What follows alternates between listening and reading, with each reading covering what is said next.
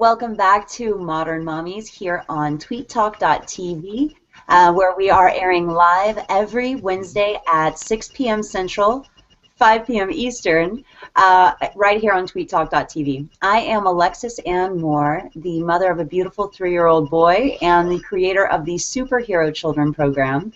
And with me, I've got my lovely co-host, Jennifer Perry, who is a mother of 3 beautiful children and has been working in the public school system for 17 years and is currently working as an elementary school counselor.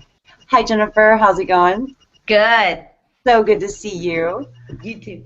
And I've also got the wizard himself, the Wizard of Soul Garden, Christopher Witecki, here with us as our token daddy. How's it going, Christopher? I'm good. How you doing? Doing well. So good to see you also. Yes.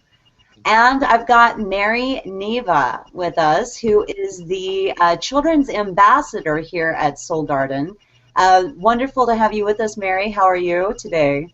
Fine. Wonderful to be here. Thank you. Good. It's always a pleasure having you here with us. So this week we are going to be discussing breastfeeding in public, which is a pretty big topic. And we're also going to be talking about baby blues, new mommy baby blues. So to start us off, Jennifer, we have a hot topic this week that is so bizarre, I can't even believe it. It ties in really well with breastfeeding in public, you know? So why don't you tell us what's going on in the news today? Okay, yes, we do have a good one this week. There was a mother who walked into a pharmacy in Germany, and she went up to the pharmacist and asked to buy a breast pump. So the pharmacist gave it to her. She paid for the pump, and then as she was turning around, she kind of shocked everybody, pulled her boob out, and started squirting breast milk all over the pharmacist.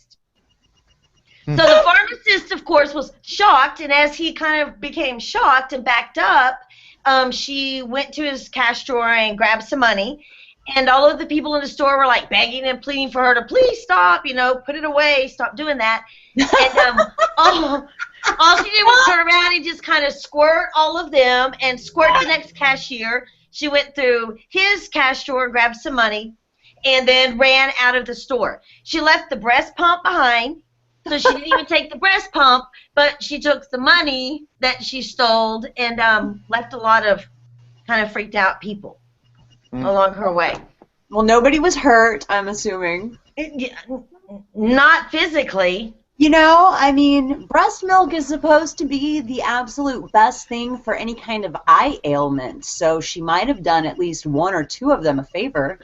I'm sorry. I don't know. I don't want your breast milk in my eye. I don't know. Hilarious. I mean, that's hilarious. Where was this? Was this in Germany? Yeah, it was in Germany. And they haven't found the person who did it yet. She didn't even get away with that much money. Nobody was looking at her face. You know? Right. This is like the perfect crime. Yes, because what's funny is the police described her as a very robust woman, and so I'm sure all the people at the store were looking at her boob and were just, you know, kind of shocked by it, and she got away with some money. Here in the United States, we'd run the DNA on her milk and find her. That is so true. There'd be investigation crime scenes. Like, well, fortunately, her breast milk had all the DNA we needed. And they hunted her down. And then someone would shoot her. That is one downfall to this method of operation, I guess, is DNA evidence. Everywhere. But what a great story. I mean, if you could afford to get yourself in trouble like that, I mean, that just sounds like a fun time for her. I mean, you know, how do you think to do that? Right. I mean, are you sitting around and thinking, maybe I'll go rob a bank, but I don't want to use a gun. I'll just use my boobs. I mean, where do you even make that jump? Right. I think every man knows that a woman's breasts are a weapon. Oh. They are. Yeah.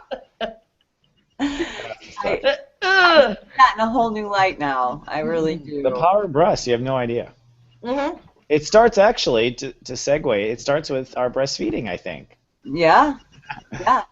Uh, and honestly, I will say one thing that this makes me feel, and really this probably wouldn't be enough to get past the shock factor in that, but if we were used to seeing women with their breasts, breastfeeding in public, then they wouldn't have been so shocked, and maybe somebody would have been able to step in without, just being shocked by the fact that there were breasts, breast milk, and like really good aim all in the same location. Yeah, maybe. Maybe. I can't get past the fact that she squirted her breast milk all over the people. That's it. I don't, even if breastfeeding in public was an everyday thing, I don't think I want you to come up and squirt your booby milk on me. Not at all. Ugh. I don't know. And what a waste of great milk. It takes a little while to make that stuff, and so just a complete waste of it too. Well, no, I mean she made off with some money there. I guess, yeah. Yeah. I know though that when I was having babies and trying to get that milk going, that stuff was like gold, and it was not worth $125. It was worth way more than that. Breast pumping. That was the most, I hated everything about it. That was like the most insignificant and like just incapable feeling I had throughout the entire beginning of being a mommy, because you just watch the vial not filling up and you're trying to breathe and imagine your child's face to get the hormones going, and it's just a trip. I hated that. I hated it. It was like the contraption of doom, and it's what it felt like. I used a pump for my two of my kids, and so to me, it worked, and it wasn't such a bad thing. But everybody has their own. And I was able to train my boobs. I know that sounds weird, and so I could like pump 3 times a day and get like 10 ounces a bottle in like 20 minutes or so. And so you can train them, just like for anything. And so I know. Mine was more like 2 ounces for like half an hour of hell. Whereas I could just latch my kid on and it was all was well. Yeah. My son started off his first couple of months. We just assumed he had colic. He cried all the time. Oh my God, he cried all the time. And the doctor just wrote it off as colic and told me to stay on a strict 2-hour feeding schedule, no more, because then he'd get gas, and that was pretty much it. Colic drops, and after 2 months, I don't know how this was the one place in my entire pregnancy and early momminess, but the one place where I didn't go by instinct because I followed the doctor's advice, but what it turned out was he just wanted to breastfeed all the time. I mean, all the time. We call that a boy. He was hungry. We are hungry. Once I let him latch on 24/7, 24/7, but it was better than hearing him cry all the time, and then also knowing I was a kid. I think I'm understanding adult relationships so well right now. Well, I would like to do a study in the relationship between babies who were breastfed who turned into men who were boob men. Because I wonder, is there a correlation between that? It would make most men boob men. Versus what, ass men? And other things. I mean, there are some guys who really like boobs. Really like them. Is that because? Right. I think Chris's point is that they all do. Yeah. We're trained subconsciously. Even gay men like boobs. Girls breastfeed. Of course, we have them ourselves, so maybe that's... We're not as... That's true. That is always true. Girls do breastfeed. Mm-hmm. Yeah, but I think what happens is your oral fetish turns into food. Oh. And our oral fetish stays on the nipple. But I actually think it's an oral fetish. I think it has to do with like we associate satisfaction and feeling better with our lips touching something. Like kissing I think is a part of that too. Kissing comes from breast milk and the hormones that mommy has. Hmm. That makes So I sense. think you subconsciously start to expect that. Well, I know that for my son, when what I did was I got a sling when he was about, I don't know, maybe 3 months old, 2.5 months old. Um, I got a sling, and he was able to like hold his neck strong enough to be in the sling without me being worried about his head rolling around. And that was the first time I was hands free, like in months. I could do stuff. And he just hung out in there and nursed all day long and slept, and he didn't cry anymore. And so for him, it was not just about the nutrition, but about the feeling safe and feeling my skin and my heartbeat and everything. I mean, it's just what I'm assuming. All I know is it worked, and he quit crying, and he seemed really secure and not scared. So that was a big deal for me. I was really happy to have figured it out, thanks to my sling, which was the greatest thing ever. We'll have to, yeah. Papoose.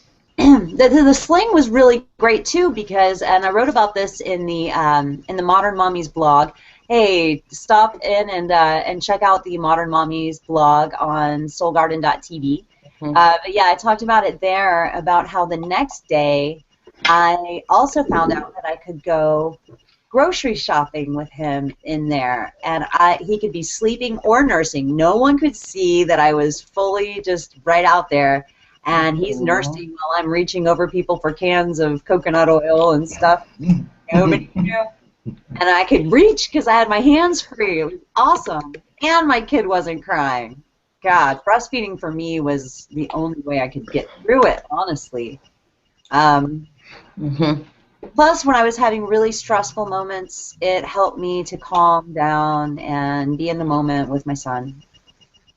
So, but I do know that whenever I've talked about it on, like, maybe making posts on Facebook, I mostly hear about, I hear back from moms who weren't able to, and it's really, it's always been kind of concerning for me, because I'm not ever trying to tell people what should be done. I'm just simply sharing my experience to let moms know what can be done, like the home birth and all of those things. Those things are possible. I'm not saying that it's for everyone, but it seems like the people that come to me the most in comments are moms that did not breastfeed, that are feeling kind of upset about the promoting breastfeeding going on all over the place, and everyone talking about how breast is best and all of that.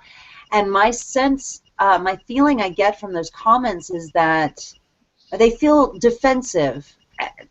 Truthfully, feel defensive, and instead of hearing moms come on saying, yeah, I do that too, and breastfeeding's great, I hear more from this defensive side of the moms that weren't able to for whatever reason. I mean, there are medical reasons, there are lack of milk, whatever reasons, or there's just simply, it doesn't feel right. And I feel like it's a bummer, because moms do need to know the benefits of breastfeeding. It really is the nutritional best for your kid. It really is, but so is having a secure, loving mommy. Like, that's really important. So, and there's no real forum for moms to talk about that feeling. You've got this huge campaign to promote breastfeeding, because that's an important thing for moms to know about, but then you don't hear a lot about, you know, how it's okay if that's not what works for you. Right. I think as mommies, we have to be careful not to put that judgment on ourselves. You know, I've had 3 kids. Yes, or each other. I've had 3 kids, and my first one, for whatever reason, it just didn't work. The milk didn't come in. I couldn't starve him, and so he was a formula-fed baby, really, from the very beginning. My other 2, I've never. Please don't send me 100,000 emails over this. I'm just going to be totally honest with you guys. Breastfeeding grosses me out. It's okay if you want to do it or anybody else wants to do it. That is perfectly fine with me. But the thought of my kid sucking on my boob just it grosses me out. It makes me feel like I'm like, I don't know, doing incest I don't know. But for whatever reason, I'm not comfortable with it at all. It makes me very uncomfortable. So, okay, seriously, no hateful emails here. I'm very, very grateful to be having this open discussion right now, because this discussion does not normally happen. So, Jennifer, I'm curious as to, now, I breastfed my son for over 2.5 years, so I dealt with all the new baby grunting noises where he looked like a little baby pig, to like a toddler who was distracted and wanted to play with toys while he breastfed, with a foot in my face, you know. He weaned a few months ago, and it's just night and day since. He like weaned and was instantly Mr. Independent, but I have a lot of breastfeeding experience. But what I'm curious about is, did you try when they were newborns, or was it like just conceptually from the start it felt that way to you?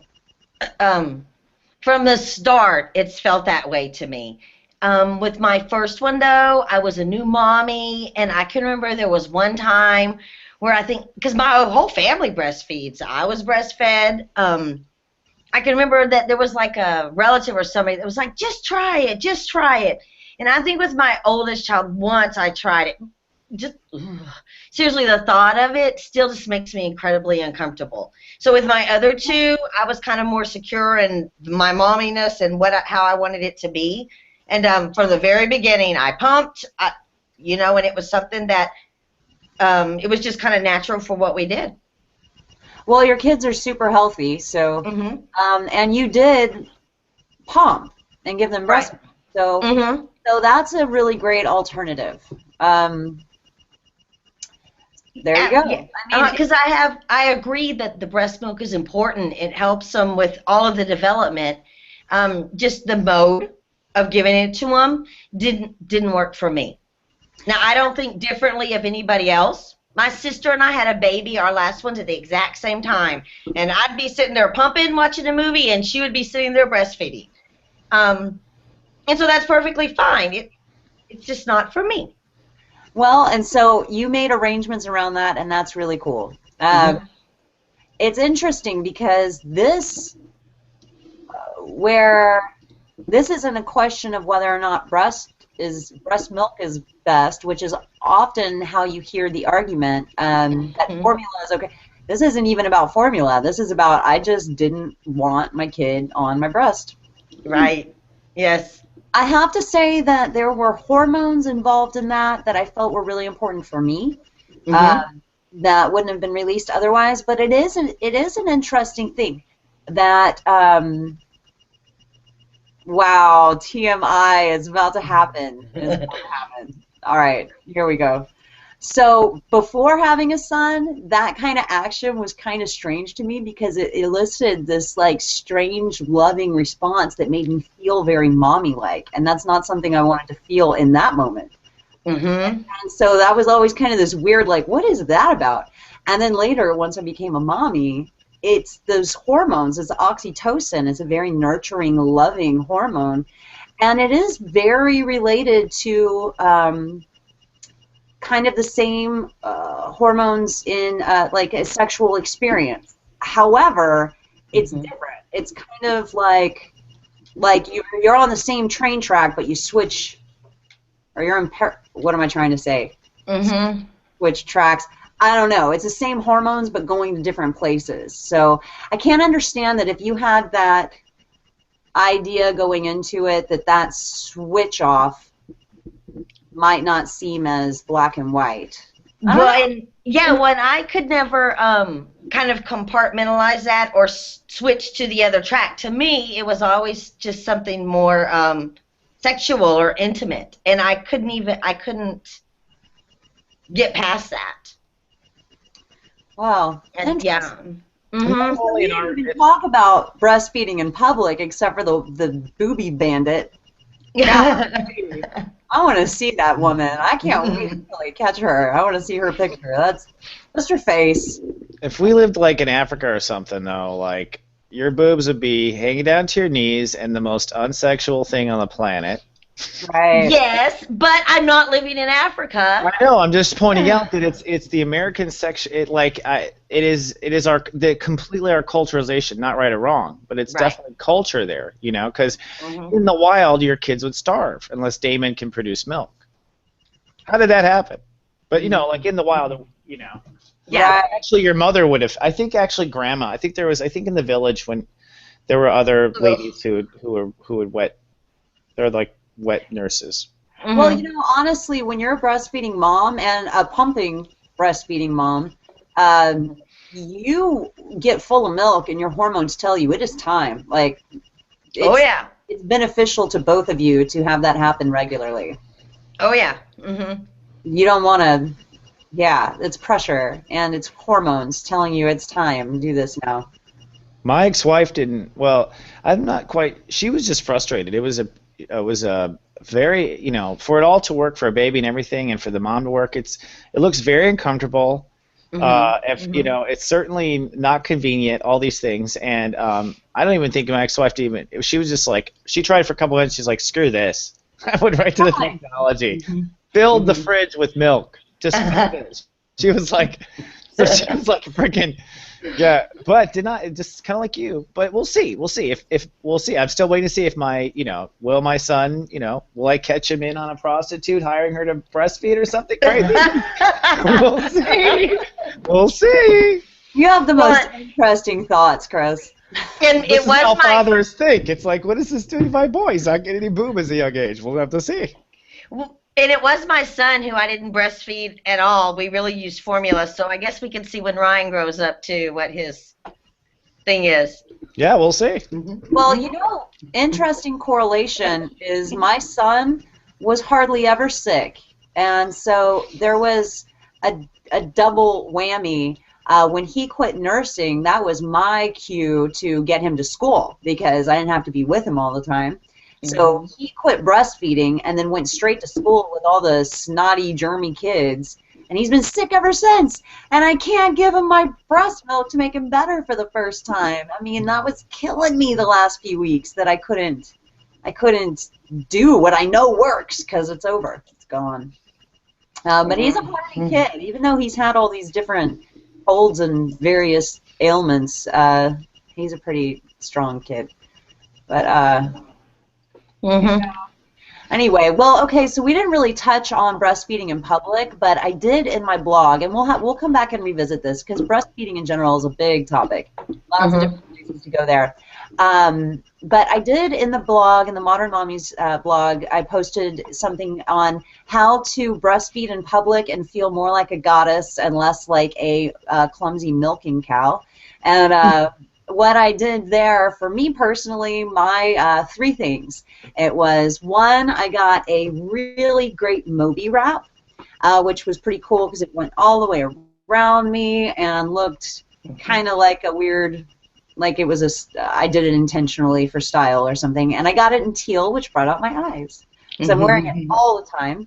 And I also got this blue sling. And I'm stressing the colors because that's a good color for me. I ended up wearing these 2 things all the time. Didn't even matter what I was wearing underneath. That's what my main color scheme was. So getting a sling, then I could nurse him in public, and nobody could see, and I felt fully confident. Along with that, I wore a matching fitted tank top underneath my shirt. So I could lift it up and nurse him and nobody would see anything because my shirt would just be laying on top of his face or right above it and or over his face. And if he popped off, like it would just fall. Nothing was seen. So I'm very modest. And a lot to me. What was really great though was that my stomach was covered because of my whole new mommy body. It's like, what's worse, having him pop off and my breast is exposed, or like my entire stomach and back and everything hang, it did not feel very goddess-like. So, matching fitted tank under your shirt and a sling, and then part 3, like sit there and do it and look confident. Don't look like you're stuttering and feeling insecure and weird about it. Just do it. Look the cashier or the server or the person sitting next to you on the bus in the eye and have a conversation, because you know what? Like, it's not a big deal. You're feeding your kid. And it's a huge deal at the same time, and everyone should know that it's awesome that we are moms that can create life and sustain life. That is freaking awesome. And we're human animals. And to me, I think that society is most out of whack in the fact that we do not celebrate our human animalness. We've gotten so far away from that any reminder that we're human animals just freaks us out. So those are my 3 tips on how to breastfeed in public and feel like a goddess. Did you say 3 tits? No, that was the news of not a boy. Sorry. I think that's the important thing about doing it in public. You know, okay, that's awesome if you want to breastfeed in public. I think, though, that like what you said, covering up, that at least kind of meets people in the middle, you know. You're breastfeeding in public and taking care of what you need to do, but you're still not whipping your boob out in front of everybody, you know, to make other people feel uncomfortable. I saw quite a few news stories and different stories about people who felt like it was perfectly okay not to have a covering, and why should I have to cover up, and just literally just like open up your shirt and pull out your boob.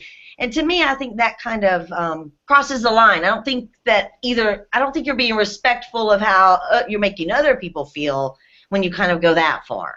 Well, I have a couple of feelings on that. Now, first of all, in Austin, it's legal to be topless if you're a chick, so it's not like a legal thing. I mean, you can go down to Barton Springs and they're, you know, shirtless girls. So that's kind of, yeah, it's true. That is kind of a strange thing there. So when a baby is hungry, though, that's like, of course, you don't see women walking around topless just anywhere, but people would like that. I think guys would. So my conflicting feelings on that is one, when my kid's hungry, if I'm not prepared, like adequately prepared to satisfy the people's, you know, squeamishness around me, like screw them, my kid's hungry. So it's just going to happen as it's going to happen. I took all those other steps for me because I don't like feeling like a milk cow in public. I'm a Leo, and I will treat myself as, you know, goddess-like as I can. But also, when I was discreet and had it, you know, I didn't have this big, ugly, have you seen these nursing covers? You kind of like snap it around you, and it's this giant sheet thing that goes over your head. It's like this dome, and you can see the woman from like far away, and it's just like, I am uncomfortable doing this in public is like what it looks like. Like, I'm feeling like a weirdo right now. I'm nursing my kid. That I tried that one time. That was just, I hated that. But when you're able to sit there and not look out of place, you're not holding some like giant blanket over and trying really hard to make sure it's wrapped around you and your son, and you're not, when you come equipped, like for me it was the sling and the tank top and everything, and you're able to have a conversation with somebody without them weirding out about the fact that your whole breast is exposed. When you can do it like that, like it's just a part of everyday life and it's no big deal, and nobody's feeling squeamish around you, then it's going to be more dynamic, because then people are going to be able to handle it happening around them more, and you're going to start seeing it more. So while people do want to be bold and brazen about it, to like put it in people's faces like this is what we're doing, like a more discreet approach I think would be most beneficial to the movement. Personally, I don't want to get a bunch of hate mails either from getting upset that I'm saying cover up. I'm not saying cover up. I'm saying if your kid's hungry, feed them, but you know, let's be wise too in our approach. We don't want to turn people off. It'd be better to be able to sit there and talk to that, you know, very opinionated person while your kid's nursing, and they see that there's there's nothing ugly going on there. That's me. I think it would be a little more. And I thoroughly enjoyed ordering my lunch, while looking the server in the eyes while nursing my son. That was. And we servers sure do like that too. I just. When I've waited tables. Man. I don't know. Did that happen, Christopher? Oh my God, yeah. I mean, I waited a lot of tables, and yeah, a lot of women feed at the table. Well, first of all, everyone's eating anyway, so there's. Exactly.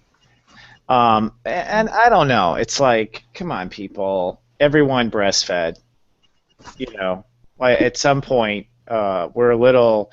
I think that by being so, if someone's eating, let's be respectful, of course, or something like that. Don't change a baby's diaper at my table either. Right. There's certain things you don't want to do in front of people just out of courtesy. But at the end of the day, the more you try to hide it, the more you make it over here, the more it is taboo, the more us men will obsess on boobs and want more of them.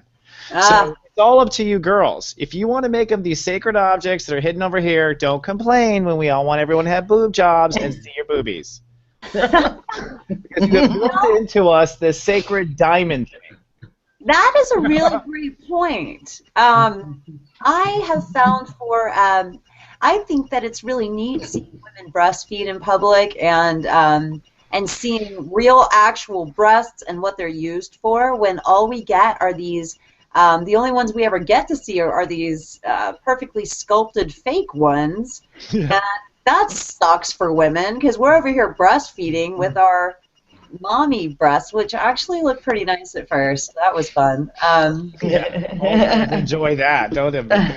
Yeah, that's just an animal thing. I think animals are bigger is better. That's like it's built into our biology a little bit. So when we swell up, we're just like, when anything swells, human beings get excited. Oh no. It's true. It's built into our biology. Well. That's a great segue into our next topic, baby blues, new mommy baby blues.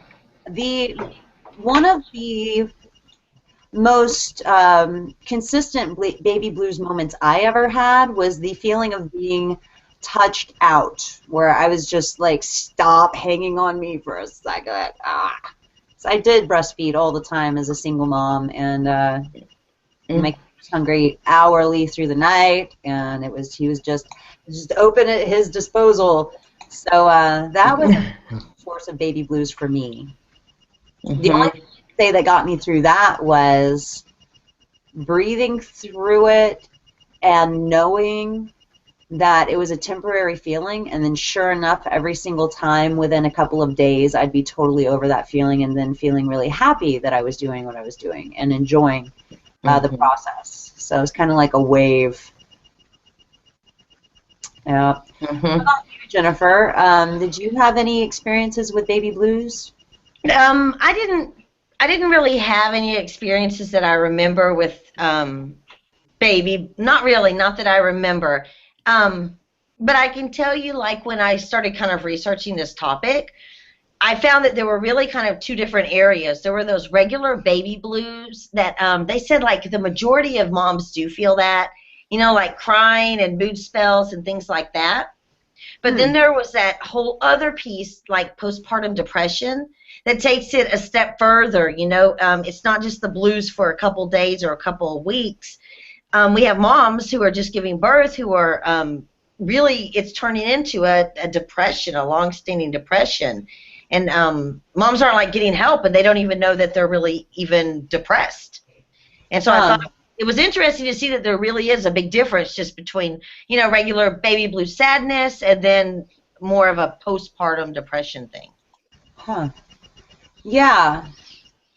The one that's ongoing, I have a feeling that a lot of times that has to do with hormones, because also maybe diet during pregnancy and what's going on with you during pregnancy. Like in my pregnancy, I had a tendency to be heavier emotionally and also have morning sickness more when I was sitting still at home and able to like ponder things like more than I needed to. Rather than going out to play, I got a job working at a music, art, play school for little kids, not a preschool, but like a drop-off kind of thing. And so I was chasing kids and shaking maracas, and that changed the whole thing. So I had a really healthy pregnancy, and I had happy vibes. But I think when you have your pregnancy or your birth, I have the feeling that sometimes there's something that happens in the birthing process that makes the right hormones not kind of kick in all the way. I might be wrong about that. It's just an intuitional thought, but it's the only thing that really seems to explain it to me. That or some chemical situation.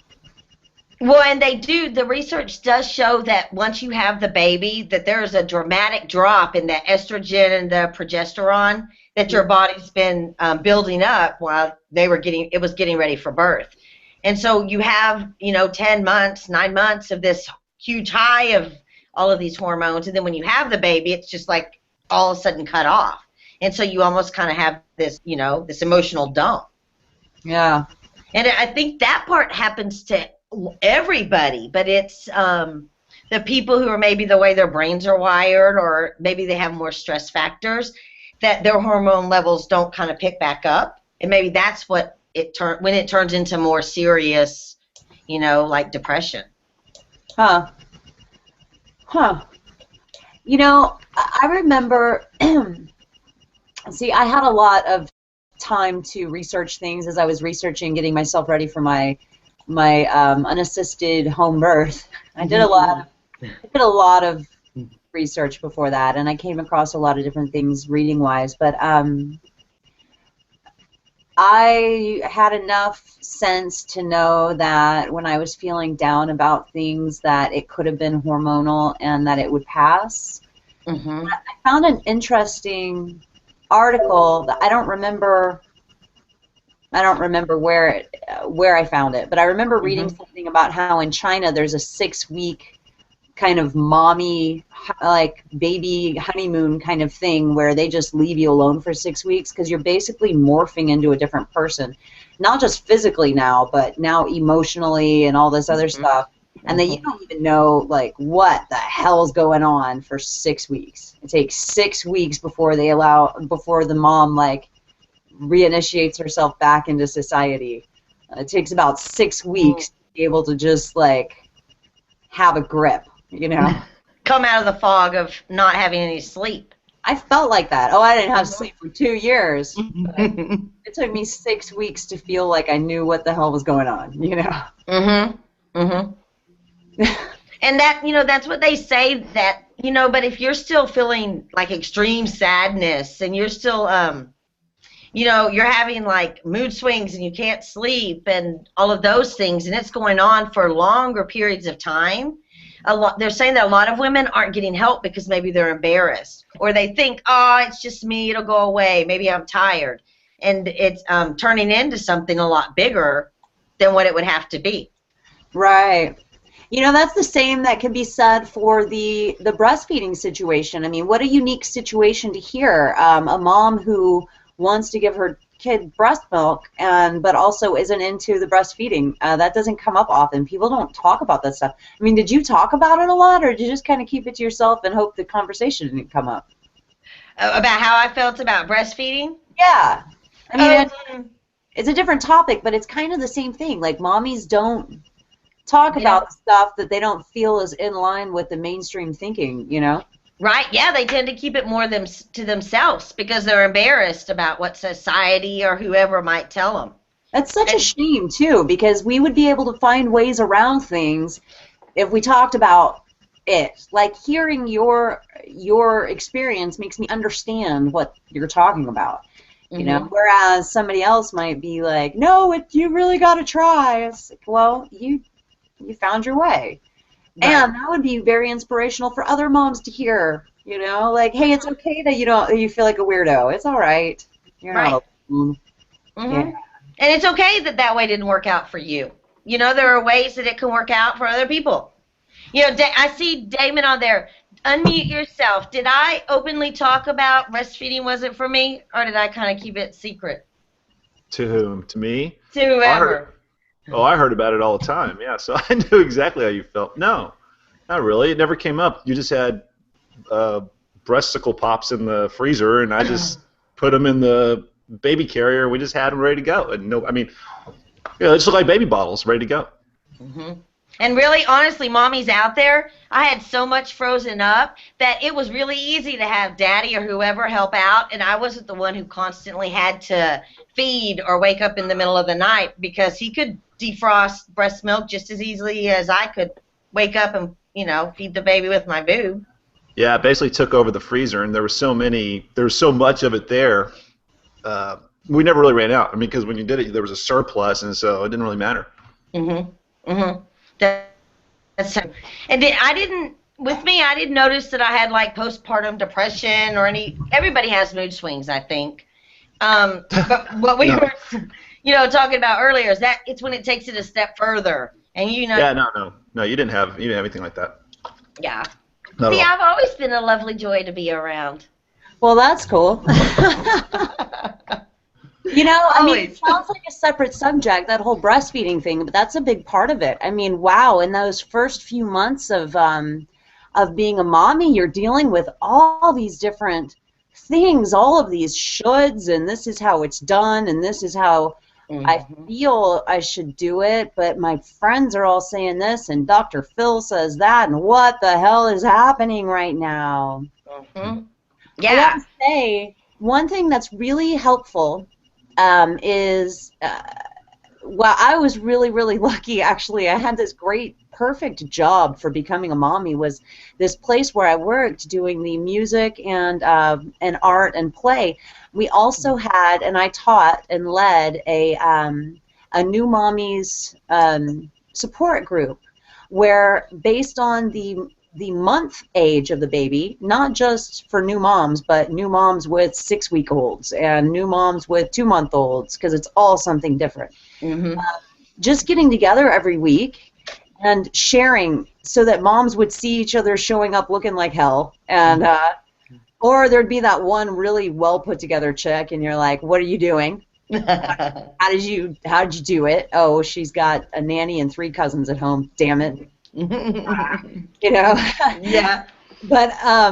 But it was great to hear these stories from other moms, to know that you're not alone. They all have the same stories, and you're like, oh my God, like somebody gets me, because none of my friends have a 6-week-old right now, and all that. So that was really helpful. And, Yeah. I think that's a great way to beat the baby blues, is go find a group like that, a parent support group. I don't know if I don't want to drop like brand name, but there are places out there, like children's places, where you can find I would find like children's classes for newborns and a few months old, or mommy hangouts, mommy groups. To be able to find that. And in fact, here on Soul Garden, we're going to launch one just like that pretty soon. That's kind of a cool segue to introduce that, but it'll be coming out in the near future, where we're going to be having a new mommy support group. But definitely find something like that, because I think that those feelings of self-doubt and guilt really, really can escalate that feeling, Absolutely. And having somebody to talk to, and people who are going through the same things you're going through, that helps, and it makes you feel better. Yeah. So I think that that's huge. I also know, like from my counseling experience, so if it goes into a more serious, like postpartum depression, where your hormones and things like that are involved, at that point you need to seek outside help. Either get help from a doctor, your OB/GYN, a counselor, somebody, but sometimes you need to go and maybe you need to get different hormones, or get on something to help readjust your hormones, whether it's from a pharmaceutical company or it's something natural. There are times that you just need that little lift to get everything back in order. Yeah. And so I think that it's important to make sure that if it keeps going on, don't be embarrassed. Go get help from your doctor or for somebody. Yeah, definitely talk about it. And especially with, I mean, I can see that if your hormones are having problems like that, and if you're going there, then like it could be a snowball effect. Mm-hmm. And Yes. then all that mommy guilt can also have like months of backstory with it instead of just feeling like crap today. Right. Right. And you don't want to turn it into that. I know that there are natural things like supplements that you can take. I am not a supplement guru. Damon might be able to tell us something if you don't want to take like pharmaceutical things. But if your hormones are out of whack, you're going to have to take something to get them back in order. That's just kind of the way that the body works. Would you like for me to tell you? If you would like to tell us. Please. Okay, well, I guess most people would probably get on Lexapro or something like that.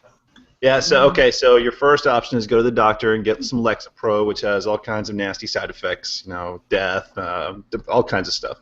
And But that stuff gets in your milk, and so you're giving that to your baby. correct, and sometimes it doesn't work, and so now they have those newer backup antidepressants like Abilify. It's like when your antidepressant isn't working, here, take another one, and we'll boost them both up. So that's kind of the road you would go down, and it's not really a good road to go by. I wrote a couple down here. There's some natural things you can take, and I'll start with kind of like the lower end ones, the easy ones to take, are like St. John's wort. A lot of people know about that. That's kind of helpful. L-theanine is an amino acid. I'm actually on that right now. I took it about 2 hours ago. It helps you focus. Work? Oh, yeah. You can take it with a cup of coffee, and it just helps you kind of just focus in. I've been taking it for like a week. I love it. You can take vitamin D3. D3 is really good for helping fight depression, or you can just get some more sunlight, which will help your D production. There's some women take SAMe. You can take 200 milligrams of SAMe. I was looking on some forums. A lot of ladies say that helps them with postpartum. There's also something called 5-HTP, 5-hydroxytryptophan. That's another option. But I'll jump to the one that I think works very, very well, and it's lithium orotate.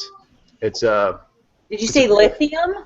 lithium orotate. So this is a lower dose version of the lithium carbonate that they use for prescriptions. You know, so when you have psychoses and things like that, they put them on a high toxic dose of lithium carbonate.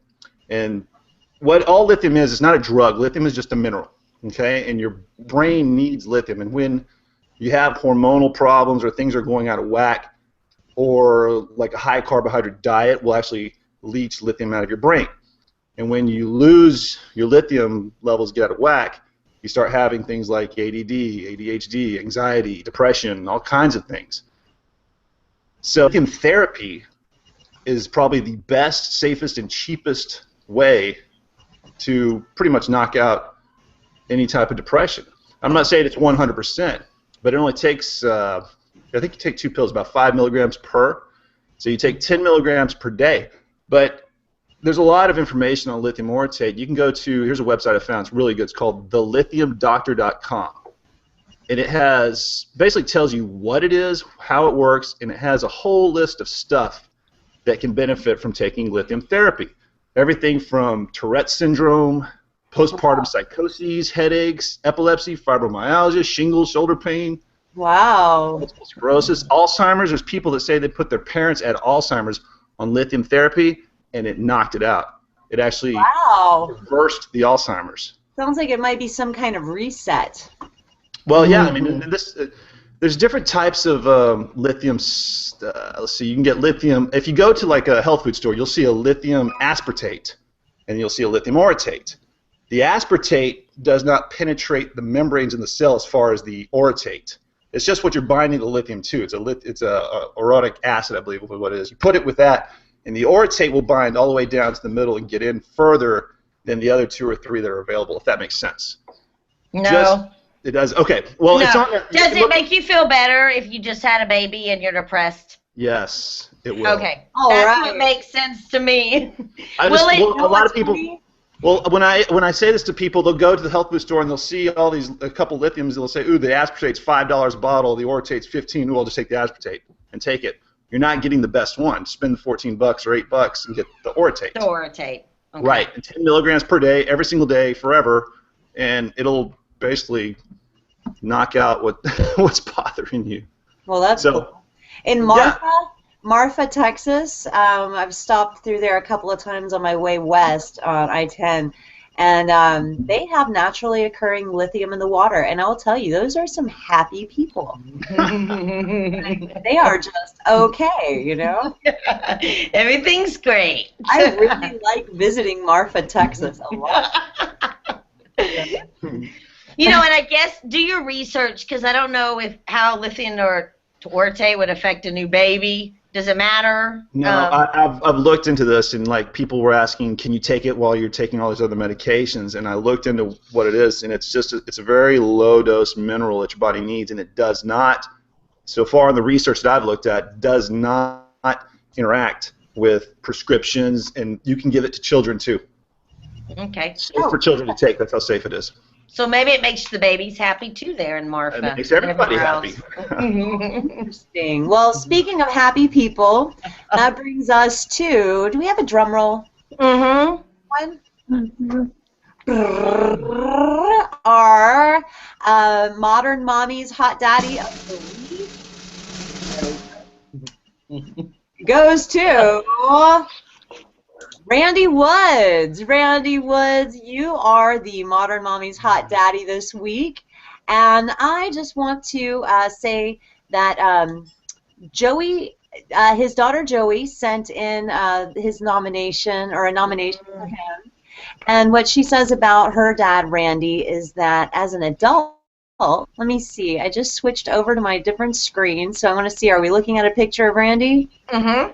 Yeah. Mm-hmm. Okay, so Randy's in the blue shirt, and Joey, his daughter's in the green, and these are her friends on the side, and he is supporting her at an art opening. So that's what all of the fun and festivities are, and of course you can see the paintings in the background. So he is a supportive and loving father, and this is our first father of an adult that we are honoring, or at least specifying a little kiddo. But as an adult, she says that she can just tell her daddy loves and treasures her. He makes sure that all of his children know that he thinks of them often and treasures who they are and who his grandchildren are. And he is, she says, he's my friend when I need one and a dad when I need him to be. And so she also went on, she sent a very long message talking about how incredible her daddy is. So for that, Randy Woods, we honor you as this week's Hot Daddy of the Week, and we say God bless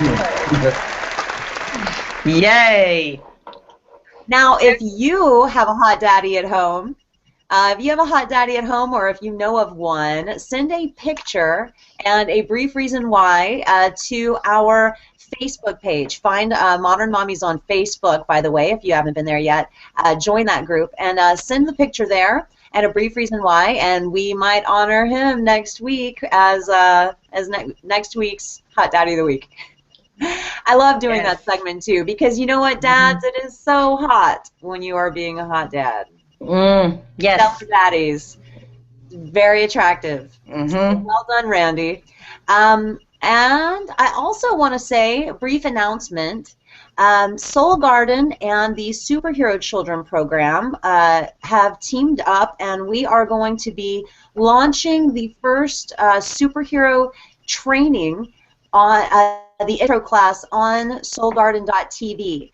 And we're going to be launching it on November 22nd. It's going to be November 22nd and 29th. It's Saturday. 2 Saturdays in a row. So be looking for that. I'm going to be putting a commercial out for that. But basically, it is a philosophy class, the philosophy of being happy and peaceful. We're going to be learning in the class. It's for children 7 to 15, and we are going to be learning all kinds of neat stuff. So I'm getting tongue-tied because I wasn't really I wasn't ready to announce it, but it's a good time. So you're going to be looking for an advert on that pretty soon. Yes. And that wraps us up. Does that wrap us up for the day? I believe it does. It does. It's been a good day. It has been. We didn't exactly talk about breastfeeding in public, but man, we discussed some really cool stuff. I'm so glad that that you were able to bring all that to the table today. Really great.